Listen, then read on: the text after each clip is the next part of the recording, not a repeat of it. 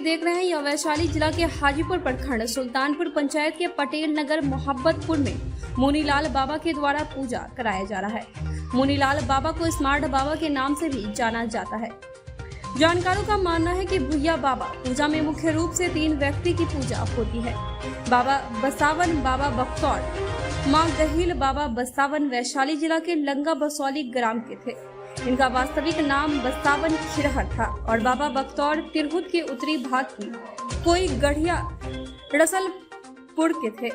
इनका वास्तविक नाम आंशिक बख्तौर और इनके पिताजी का नाम पूरन राउत माँ कोयला था। बाबा बसावन और बाबा बख्तौर परम मित्र थे। उसी युग में नारी महती डिहुरी दरबार के राजा दलेल सिंह था, जो अत्यंत क्रूर और निर्दयी था, जो राज्य के सभी नागरिकों पर बहुत अत्याचार करता था। राजा दलेल सिंह 1 लाख मशहूर जाति के लोग का नरसंहार करने का कठोर फैसला किया हुआ था।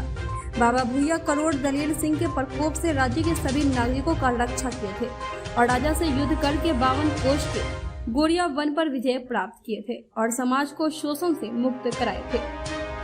इस पूजा में मनारिया द्वारा कहे गए कथा अनुसार माता कोयला ने अपने विवाह के समय अपनी कुलदेवी गहील माँ को अपने आंचल में लेकर अपनी ससुराल आ गई थी, जिनसे उनके भाई बदल सिंह अत्यंत क्रोध में थे। मामा बदल सिंह अपनी कुलदेवी को मानने के लिए अपने घर में एक बहुत बड़ी अनुष्ठान किए थे। समस्त गढ़िया ने निमंत्रण दे दिए थे, लेकिन अपनी बहन को इससे वंचित रखे थे। जब बाबा बख्तौर बोरिया वन की चिकनी घाट पर अपनी भैंस चरा रहे थे, तभी उसकी कान में मानर के अनुराग सुनाई पड़ गई, जो नहर नदी उनके मामा के घर डी सतोरा में बज रही थी। उन्होंने अपने तंत्र साधना से यह पता करके यह अनुष्ठान उनके मामा के घर में हो रहे थे, जिससे वह अत्यंत क्रोधित थे। उन्होंने अपने घर आकर अपनी माँ से अनुमति मांगी अपने मामा के घर पूजा देखने जाने के लिए, परंतु माता कोयला ने मना कर दिया, यह कहकर कि बिना निमंत्रण तुम वहां मत जाओ, तुम्हारा आदर सम्मान नहीं होगा। परंतु बाबा बख्तौर अपने जिद पर अड़े रहे। अंतिम में उनकी मां ने उन्हें अनुमति दे दिए और उन्हें पान और कुछ खाद्य सामग्री देकर कहा कि वह तुम दूर बैठकर पूजा देख लेना और इसे खाकर चले आना, पूजा के प्रसाद ग्रहण नहीं करना। जब उन्होंने अपने ननिहाल पूजा देखने पहुंचे तो वहाँ उनके मामा द्वारा उनका अपमान किया गया, जिसके क्रोध से बाबा बख्तौर ने पूजा भंग करके वापस बोरिया वन घूमकर चले गए। तब उनके मामा बदल सिंह और नारी महती के राजा दलेल सिंह ने तांत्रिक गुणों से उत्पन्न शेला बाघ और लुलिया बाघिन को भेज दिए। बाबा बख्तौर की मार डालने के लिए बोरिया वन में बाबा बख्तौर उनके भैंसों संग दोनों बाघ और बाघिन के युद्ध हुआ। जब भैंसों ने अपने सिंह से बाघों पर प्रहार करता तो उसका प्रभाव बाघों पर नहीं बल्कि बाबा बख्तौर पर पड़ता। अंत में दोनों बाघ बाघिन ने बाबा बख्तौर को मार डाला।